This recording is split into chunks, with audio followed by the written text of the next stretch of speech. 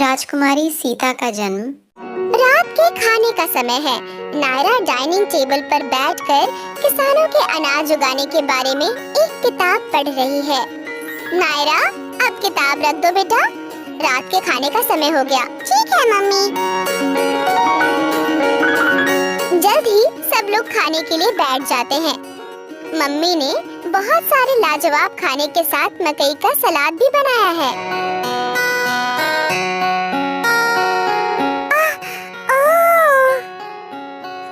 नायरा, तुम क्या देख रही हो? इस किताब में इस किसान ने ये मकई उगाई है, देखिए।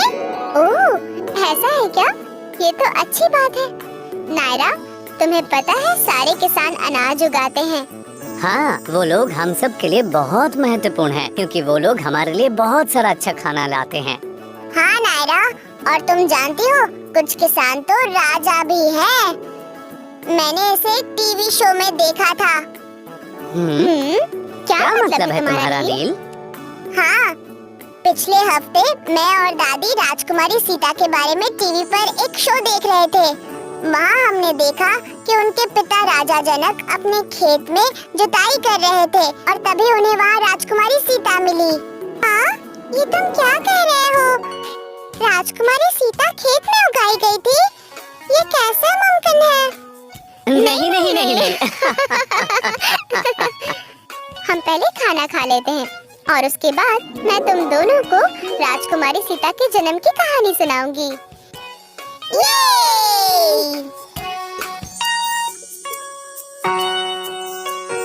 ये कहानी हजारों साल पुरानी है। ये मिथिला साम्राज्य की एक कहानी है। इस सुंदर और समृद्ध राज्य पर जनक नाम के एक बुद्धिमान और दयालु राजा का शासन था। राज्य में सभी लोग खुश थे और सब कुछ अच्छा था। उस एक साल तक जब बिल्कुल भी बारिश नहीं हुई, बिना बारिश के अनाज का उग पाना संभव नहीं था। राज्य के सभी लोग बहुत दुखी और चिंतित थे। सारा भंडारित खाना तेजी से खत्म हो रहा था और लोगों के पास खाने के लिए बहुत कम अनाज बचा था।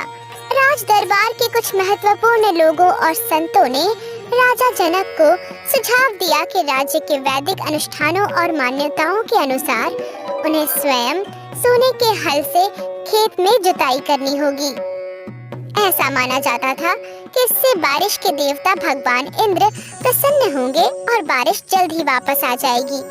राजा जनक सहमत हो गए और एक सुबह वो अन्य किसानों और शाही लोगों के साथ अनुष्ठान के लिए एक खेत में गए। इस खेत में बहुत सी खाड़ियाँ थी। खाड़ियाँ खेत में बनाई गई गहरी रेखाएं हैं जहाँ बीज बोए जाते हैं।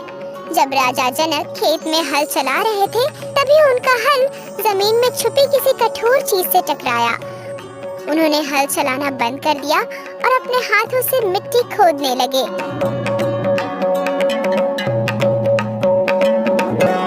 उन्हें एक बड़ा सा बक्सा मिला और उन्होंने उसे बाहर निकाला। इस असामान्य खोज से उनके आसपास सब लोग आश्चर्यचकित थे। सभी लोग उत्सुकता से इंतजार कर रहे थे जब राजा जनक बक्सा खोल रहे थे। जब उन्होंने उसे खोला तो सब लोग बहुत अचंभित थे और वहाँ से अपनी नजरें हटा नहीं सके। उस बक्से में से एक जादुई रोशनी निकल रही थी। और तुम्हें पता है उस बक्से में क्या था? उसके अंदर एक नवजात बच्ची थी। सब लोग उस दिव्य बच्ची को देखकर बहुत खुश हुए। राजा जनक ने उस बच्ची को हाथ में उठाया और उसे प्यार से गले से लगा लिया।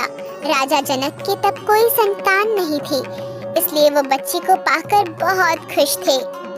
उन्होंने घोषणा की कि वो इस बच्ची को गोद लेंगे और अपनी पहली संतान के रूप में उसका पालन पोषण करेंगे। उन्होंने इस दिव्य आशीर्वाद के लिए धरती माँ को भी धन्यवाद दिया। उन्होंने उस बच्ची का नाम सीता रखा। सीता का अर्थ है कुंड और उनका ये नाम इसलिए रखा गया क्योंकि वो कुंड में पाई गई थी। इसके तुरंत बाद भारी बारिश होने लगी और राज्य के सभी लोग एक बार फिर बहुत खुश हो गए। बाद में राजकुमारी सीता को जानकी के नाम से भी जाना जाने लगा, क्योंकि वो राजा जनक की बेटी थी। कुछ लोग उन्हें मैथिली और वैदेही भी कहते थे, क्योंकि वो मिथिला की राजकुमारी थी, जिस पर विदेह के शाही वंश का शासन था। राजकुमारी सीता का पालन पोषण राजा जनक और रानी सुनैना ने किया, और परिवार और राज्य में सभी लोग उनसे बहुत प्यार करते थे।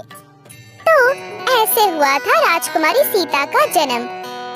ऐसा माना जाता है कि वो स्वयं धरती माँ की बेटी है। ओह, अच्छा। तो देखा नील और नायरा, राजकुमारी सीता किसी खेत में नहीं उगाई गई थी और ना ही राजा जनक कोई किसान थे।